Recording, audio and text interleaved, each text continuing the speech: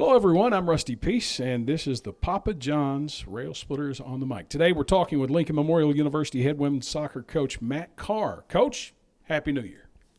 Happy New Year. Happy to be here. Been a while since we've talked, so I've started this segment off with all the coaches in Happy New Year terms. And it is a Happy New Year because, there's probably been some doubts that we were going to actually get to play a season, but in fact we are. Yeah, here we are.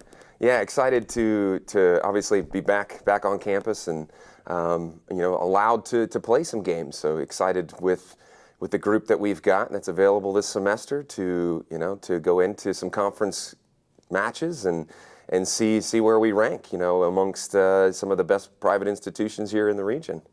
So how has it been so far? I know that you've already gotten out on the field a couple of times in competition. How has it been for you in your freshman season, your rookie year, if you will, in taking over a very successful program and trying to implement your own style and your own strategies? Yeah, it's been obviously with the times these last 9, 10, 12 months or so, almost a year now, I guess.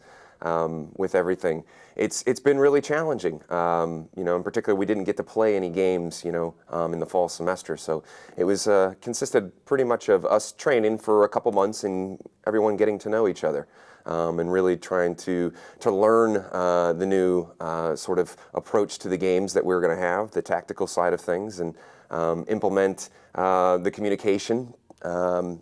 Essentially tools that we were going to use and how we were going to sort of operate as a program, as a staff, as a team, and as a program. So being able to lay the foundation and the groundwork, if you will, for the new era. We're going to be a very different team, very dynamic in the way that we play, but even the way that we represent ourselves and some of the characteristics that the team has is going to be a little bit different than in previous years. Those extra months probably not a bad thing when you consider that you're trying to take the program from here and do with it what you would like to do with it as a head coach.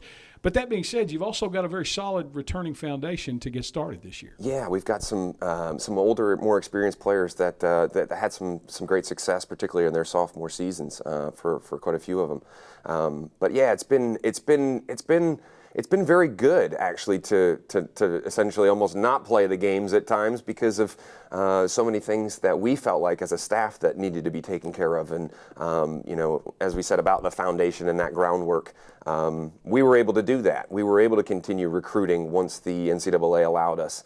Whereas if we were in games, as we are now, it's a bit more challenging to get out and meet with families and see youth games and evaluate kids, on a weekly basis. So it's kind of a blessing and a curse a little bit. We're a couple games in here now. We've only played 2 games in just almost about a year with the program. So last semester I think we were a little void of being able to play some matches, but to where we were able to train and really get to know one another was really paramount. It wasn't enough that, in your first year as head coach, we have a pandemic that comes around. The weather has also been something here in the tri-state area that has kind of been out of the norm for what we're used to seeing here in Harrogate, at least in the springtime. Now, for you guys, it's already different because you're playing a spring season rather than a fall. Right. Yeah. No, it's been a challenge. It's been quite wet and quite a bit of snowfall.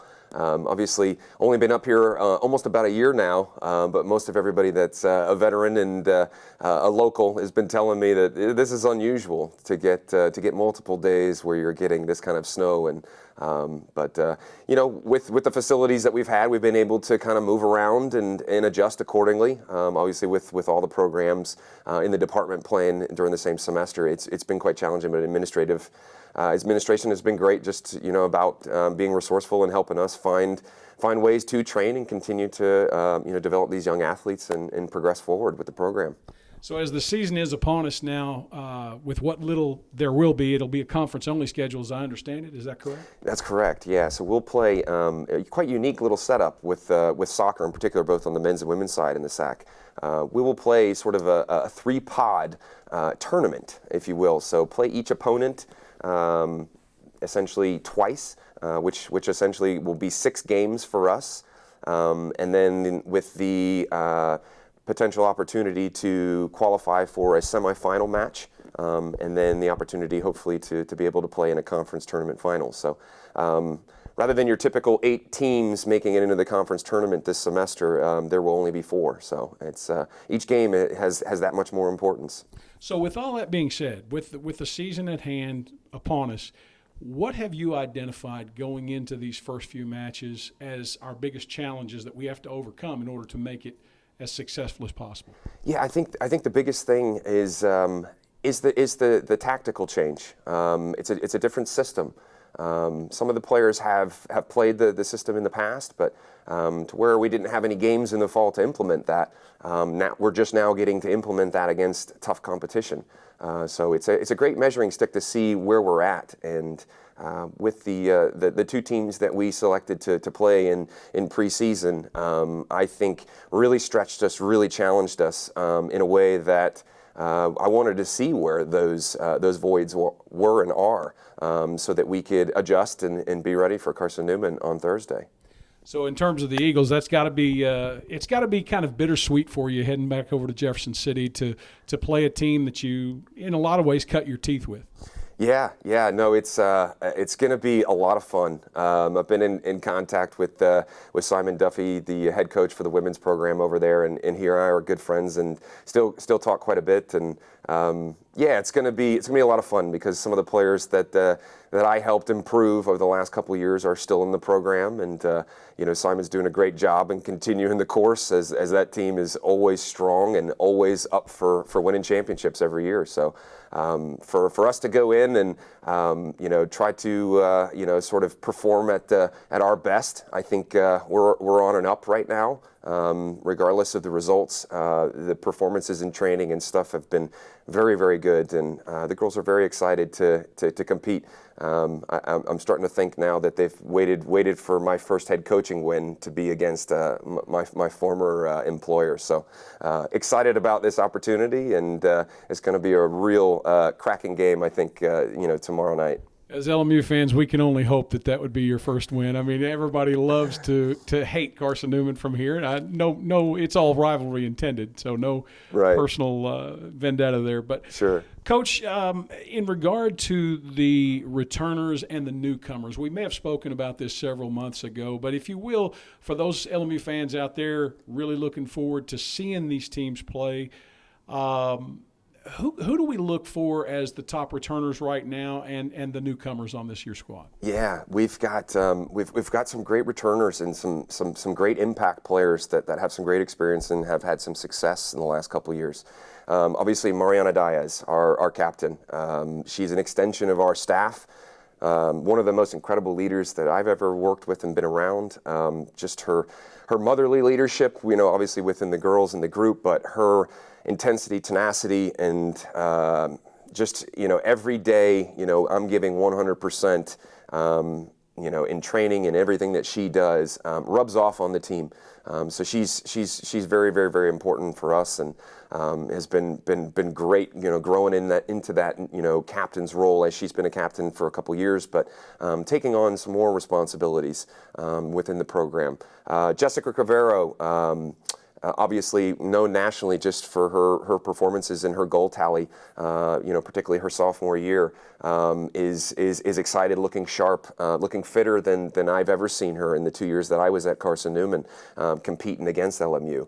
Alda Tirado, a Barcelona player that has shown a lot of great energy and a lot of great work through the off season, and is showing some real ability, in the attack. With also Rachel Taylor, a number 10, but also a forward as well, kind of an attacking midfielder that is going to bring a lot in regards to not only her presence on the field and ability to make things happen, and set players up in the attack, but she's taking on more leadership role as she's as a junior now, and it's really great to see these kids grow and communicate even on a different level, I think, than what they're used to in past years.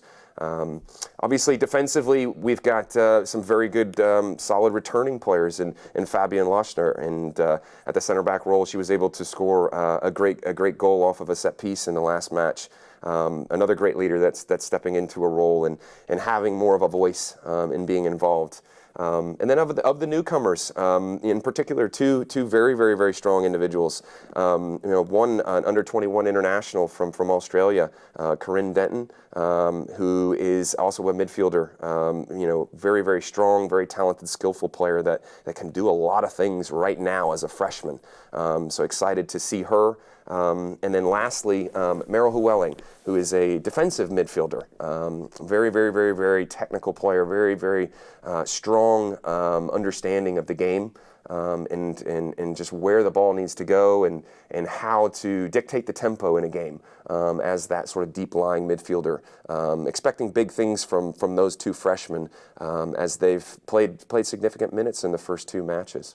When Lincoln Memorial was in its infant stages of women's soccer, we were in the Gulf South Conference. They didn't have a conference tournament per se at the end of the year for the Lady Railsplitters. Therefore, there was no real avenue to the NCAA tournament. That was one of the premier leagues in the country in women's soccer, even though it was in its infant stages of the sport. Now in the South Atlantic, it seems like the power has switched by and large to the Southeast region in a lot of ways. There's so much strength in the South Atlantic Conference, and this year's schedule for the Lady Railsplitters is no exception. Yeah, absolutely. I agree with that, Rusty. I think, where we've got ourselves, Carson Newman, Lenore Ryan, Wingate, Queens, Catawba, there's quite a few teams that are playing, playing some of the top teams in the region and getting results, particularly the last couple of years. You've also got the Peach Belt, which is very strong. Quite a few new coaches have moved into that conference as well, and where the schools have some great resources, and the teams are competing in tough schedules. We're excited to be in the mix. To be competing up against the best in the region.